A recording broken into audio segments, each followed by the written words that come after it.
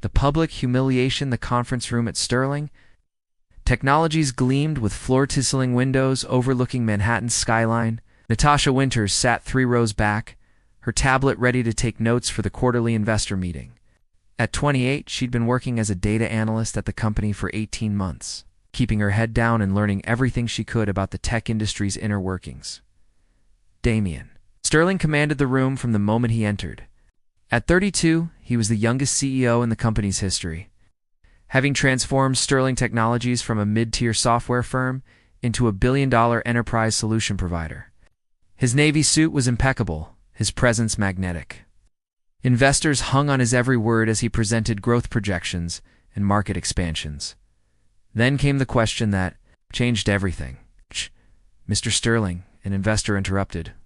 We noticed discrepancies in the Southeast Asian market analysis. The numbers don't align with what our independent consultants found. Damien's jaw tightened. His eyes scanned the room before landing on Natasha. Ms. Winters, his voice cut through the air like ice. You were responsible for compiling that regional data, weren't you? Natasha's heart raced. Mr. Sterling, I submitted the preliminary analysis to the strategy team. The final report was your responsibility to verify, he interrupted, his tone sharp enough to draw blood. This is exactly what happens when we trust critical data to junior staff who don't understand the stakes. He turned back to the investors. I apologize for this amateur mistake. Some people simply aren't equipped to handle real responsibility. The room fell silent. Over 100 employees witnessed her humiliation. Natasha's hands trembled as she clutched her tablet, her throat too tight to defend herself. The strategy director, Marcus, who had actually altered her numbers, remained silent in the front row. After the meeting, Natasha walked straight to her desk, typed her resignation, and left it on HR's desk. She didn't wait for a response. She packed her belongings into a cardboard box. Her colleagues avoided eye contact, her silence speaking volumes. What Damien Sterling didn't know was that Natasha Winters wasn't just another data analyst. She held dual degrees from MIT in computer science and business administration. She'd graduated summa cum laude, but chose to start at the bottom, wanting to understand how tech giants operated from within. Her father's cybersecurity firm had been crushed by Sterling Technologies' aggressive market tactics 3 years prior, leaving her family in financial ruin. She'd taken this job not for revenge, but for education, to learn their strategies, their weaknesses, their blind spots. The humiliation stung, but as Natasha walked out of Sterling Technologies that evening, she knew she'd learned everything she needed. Her real work was about to begin. The Phoenix Rising, the Vancouver Tech Summit, buzzed with energy as hundreds of entrepreneurs, investors, and industry leaders networked across the convention center's massive halls. Damien Sterling stood at the VIP reception, half listening to a venture capitalist's pitch while scanning the room. Sterling Technologies had been hemorrhaging talent lately, and he needed fresh acquisition targets to maintain growth. You have to see this company's presentation. His CFO, Rebecca, approached with unusual enthusiasm. There in the emerging tech showcase, something called Nexus Solutions. Damien followed her to the auditorium where a woman commanded the stage. With quiet confidence, her voice was familiar, but he couldn't place it immediately. She wore a sleek black dress, her dark hair pulled back professionally, presenting a revolutionary cybersecurity platform that used AI to predict and prevent breaches before they occurred. Our algorithm has prevented over 3,000 potential breaches for our clients in the past year alone, she explained, clicking through impressive metrics. While traditional security reacts to threats, Nexus anticipates them. Then she turned fully toward the audience, and Damien's breath caught. Natasha Winters, the data analyst he'd humiliated 2 years ago, stood before him, not as an employee, but as the founder and CEO of one of the most innovative startups he'd seen in years. The presentation concluded to thunderous applause. Investors swarmed toward her, but Natasha's eyes found Damien's across the room. There was no surprise in her expression, only a slight smile that suggested she'd known he would be there. Damien pushed through the crowd, his usual confidence wavering. Natasha. Mr. Sterling, she replied professionally, though her tone carried an edge. "I didn't expect Sterling Technologies to be interested in cybersecurity startups, especially after your company's recent data breach." The breach had been devastating, 40 million in damages and a PR nightmare that still haunted them. What stung more was that Nexus's technology could have prevented it. "Your presentation was impressive," he managed. "I'd like to discuss a potential partnership." Natasha's laugh was soft but pointed. "A partnership? How interesting. 2 years ago, I wasn't equipped to handle real responsibility, according to you. Now you want to partner with my company? It may have been hasty. In my judgment," Damien admitted, the words foreign on his tongue. "Hasty." Marcus Chen, now Nexus's coup, appeared beside Natasha.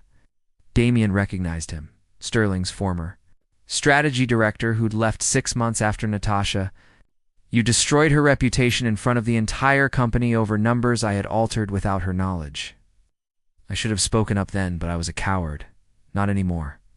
The revelation hit Damien like a physical blow. He'd been wrong. Catastrophically wrong. "I understand if you're not interested in working with Sterling Technologies," Damien said quietly. "But I'd appreciate the opportunity to at least apologize properly. Perhaps over dinner." Natasha studied him for a long moment. Around them, investors waited eagerly for her attention, yet she focused solely on him. One dinner. "Tomorrow, 8 o'clock, Cardero's restaurant. Don't mistake this for forgiveness, Mr. Sterling. I'm simply curious what the great Damien Sterling. It looks like when he admits he's wrong." As she walked away to greet other investors, Damien realized something had shifted. For the first time in his career, he wasn't the one holding all the cards. The woman he'd dismissed as just an analyst had built something remarkable without him, perhaps even in spite of him. The unexpected partnership hors d'oeuvres restaurant overlooked Vancouver's harbor, its intimate lighting casting golden reflections across the water. Damien arrived 15 minutes early, a habit from his father's teachings about power dynamics. When he found Natasha already seated, reviewing documents while sipping wine, he realized she played by her own rules now. "You're early," she observed without looking up. "So are you." "I own a company now, Mr. Sterling. Every minute counts." She finally met his eyes, though I suppose you know that better than most. The waiter took their orders, and silence settled between them like a challenge. Damien had rehearsed apologies, but facing her now, they all seemed inadequate. "The Southeast Asian report," he began. "Oh." "Marcus told me the truth. You'd flagged the discrepancies, but he overrode your concerns to make the numbers look better. And you never bothered to investigate," Natasha said calmly. "You needed someone to blame, and the quiet analyst was an easy target. You're right, the admission came easier than he'd expected. I was arrogant, careless with people's careers, with you." But she raised an eyebrow. "Past tense?" "I'm trying to be different." He paused, choosing honesty over polish. "Sterling Technologies has lost 40% of our top talent in the past 18 months. The breach cost us 3 major contracts. My leadership style, it's not working anymore." Natasha leaned back, studying him with the analytical gaze he remembered. "Not my technology because you're desperate, not because you've changed." "Maybe. Both can be true." Their food arrived, and conversation shifted to business. Despite the tension, Damien found himself impressed by her insights. She understood market dynamics in ways that challenged his assumptions. When she laughed at something, a genuine laugh, not the polite corporate version, he felt an unexpected warmth. "Why didn't you ever mention your degrees? Your background?" he asked eventually. "Would it have mattered?" "You'd already decided." "What, I was just an assistant, just an analyst, just another replaceable employee." She swirled her wine thoughtfully. "My father used to run winter security systems. You probably don't remember it." But Damien did remember. His company's aggressive expansion had included acquiring or crushing dozens of smaller firms. "Out your father's contracts. You destroyed his life's work," she corrected, completely legally, of course. "He never recovered, died of a heart attack a year later. My mother says it was stress, but I think it was heartbreak." The weight of this revelation settled over Damien. His working at Sterling was ... What? Revenge? "Education," she corrected. "I wanted to understand how someone could build an empire without caring about the wreckage left behind." You taught me well, Mr. Sterling. Maybe too well. Then why agree to dinner? Natasha was quiet for a moment. Because holding on to anger is exhausting, and because... She hesitated. The Damien Sterling sitting across from me tonight seems different from the one who humiliated me 2 years ago. I'm curious if that's real or just another performance. How can I prove it's real? Can't. Not in one dinner, not in one deal. She signaled for the check. But if you're serious about partnering with Nexus, we do it as equals. No acquisition talks, no controlling interest. True partnership where both companies benefit. Those are tough terms. They're the only terms I'm offering. She stood to leave, then paused. There's something else. Every month, Sterling Technologies will sponsor a scholarship for underprivileged students pursuing tech degrees. Full ride, no strings attached. Call it community investment. Damien stood as well, extending his hand. Weekly strategy meetings. To discuss the partnership? Bi-weekly, she countered, shaking his hand, and somewhere neutral, not your office. As she walked away, Damien realized he was looking forward to those meetings more than any deal he'd made in years, not just for the business potential, but for the chance to know the woman who'd turned his careless cruelty into fuel for her own success. The walls coming down 6 weeks into their partnership. Everything went wrong at once. Damien's phone buzzed at 3 a.m. with emergency alerts. Sterling Technologies was under massive cyber-attic, not just data theft, but complete system paralysis. Banking information, client contracts, 5 years of proprietary code, all locked behind ransomware, demanding $50 million. He called his security team, but they were helpless. The attackers had exploited vulnerabilities nobody knew existed. Then, despite every reason not to, he called Natasha. How bad? She answered on the first ring, already alert. Complete system lockdown. They're asking for $50 million.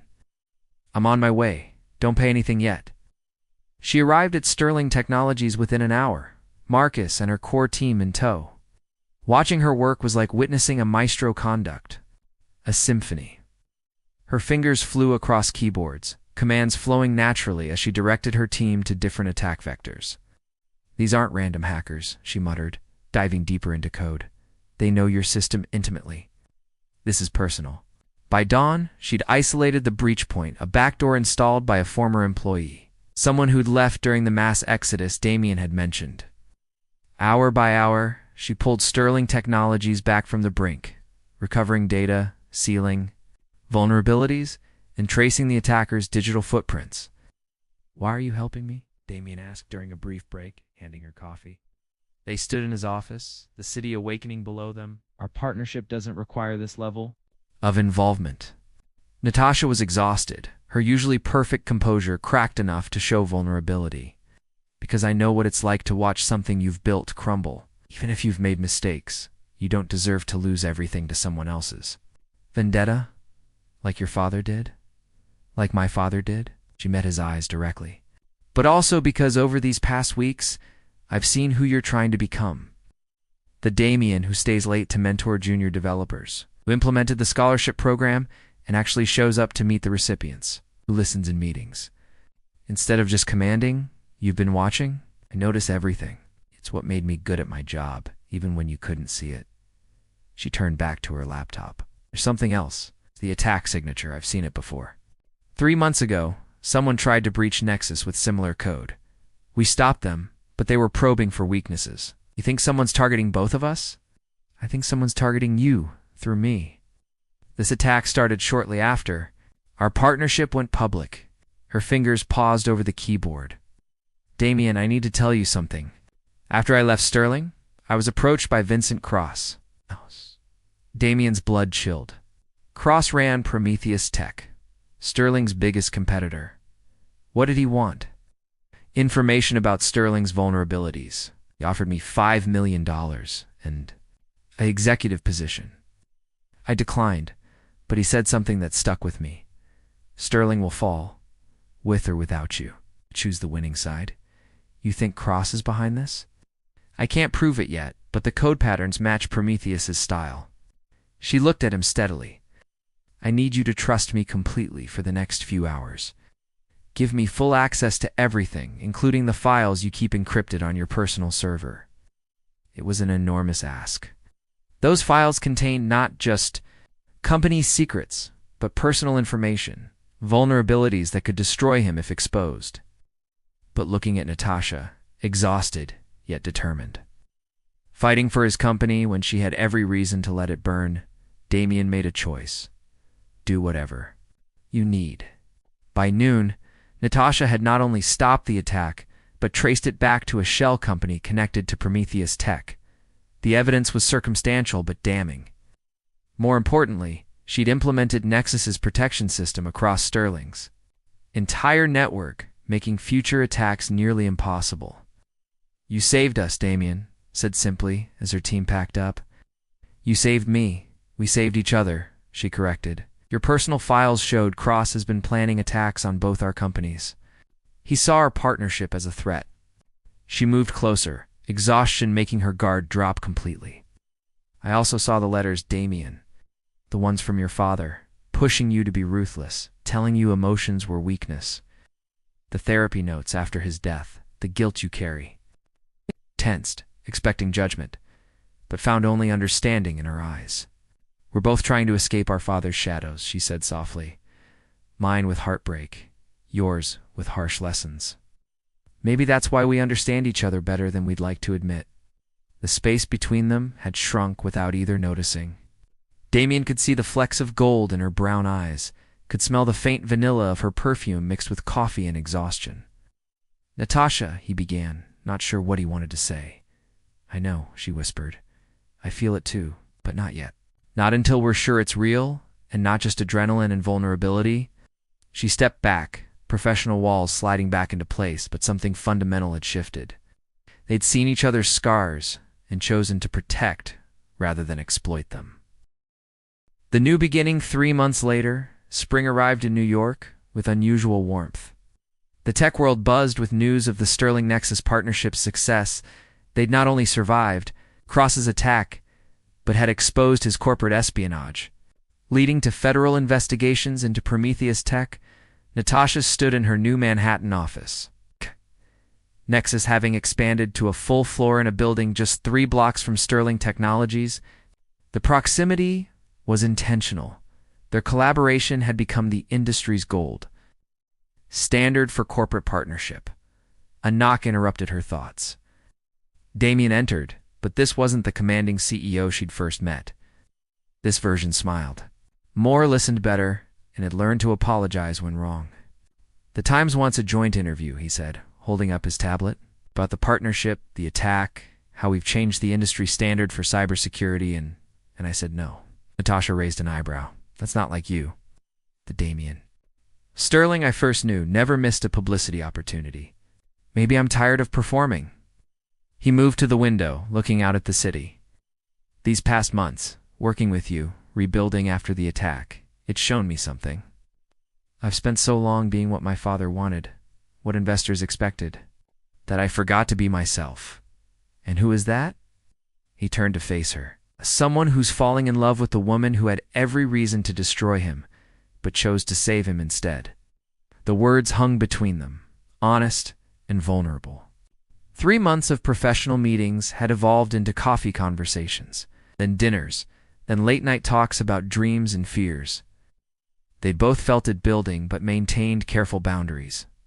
Damien, she started, but he held up a hand. Me finish. I know we said we'd wait until we were sure it wasn't just adrenaline or proximity. But Natasha, I've never been more sure of anything. You challenge me, inspire me, make me want to be better, not for the company or reputation, but for you. For us. Natasha set down her tablet, moving closer. Do you know what the hardest part has been? Not falling for you that happened gradually, then all at once. It was trusting that the man who humiliated me and the man standing here now are different people. And now I know they are. The old Damien would never have given me access to his personal files, would never have credited Nexus publicly for saving Sterling. would never have stood up to his board when they pushed for an acquisition instead of partnership. She reached up, touching his face gently. Would never have looked at me the way. You're looking at me now? How am I looking at you? Like I'm not just a brilliant CEO or a strategic partner. Like I'm Natasha. Just Natasha. And that's enough. He leaned down, and their lips met in a kiss that was months in the making. It was soft, tentative at first, then deeper as years of ambition, hurt, growth, and healing merged into something. When they pulled apart, both were breathless. The board will have opinions, Damien warned. Mine too, Natasha laughed. But since when have we cared about conventional wisdom? There's something else, Damien said, pulling out a small box. Natasha's heart skipped, but he quickly clarified, it's not a ring. Not yet. Open it. Inside was a key card. What's this? Access to the top floor of Sterling Technologies. I'm converting it into a joint innovation lab for Sterling and Nexus. Equal partnership. Equal access. Equal credit. We'll develop technology together that neither company could create alone. You're giving up your executive floor? I'm investing in our future, professional and personal. He took her hands. Natasha Winters. You've taught me that real strength isn't in controlling everything, but in choosing the right partner and trusting them completely. And you've taught me that forgiveness doesn't make you weak, and that people can change if they're willing to do the work. Outside, Manhattan hummed with its usual energy. But inside this office, two people who'd begun as adversaries stood together as equals. Their companies would continue to thrive independently while their partnership revolutionized the industry.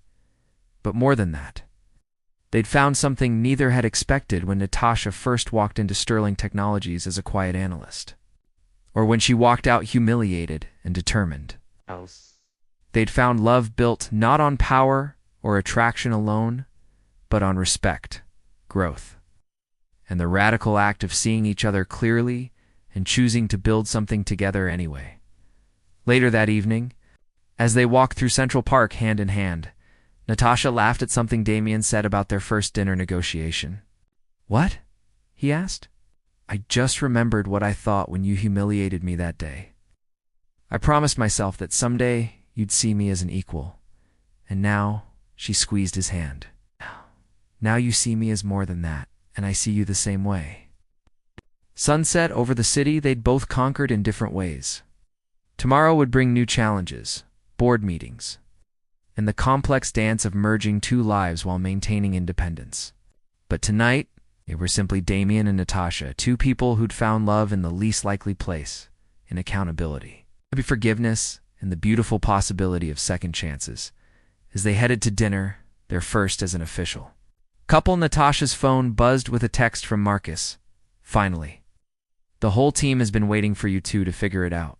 She showed it to Damien, who laughed. Were we that obvious? Apparently everyone knew except us. No, Damien? Corrected, pulling her closer. We knew we just needed to become the people who deserved each other first.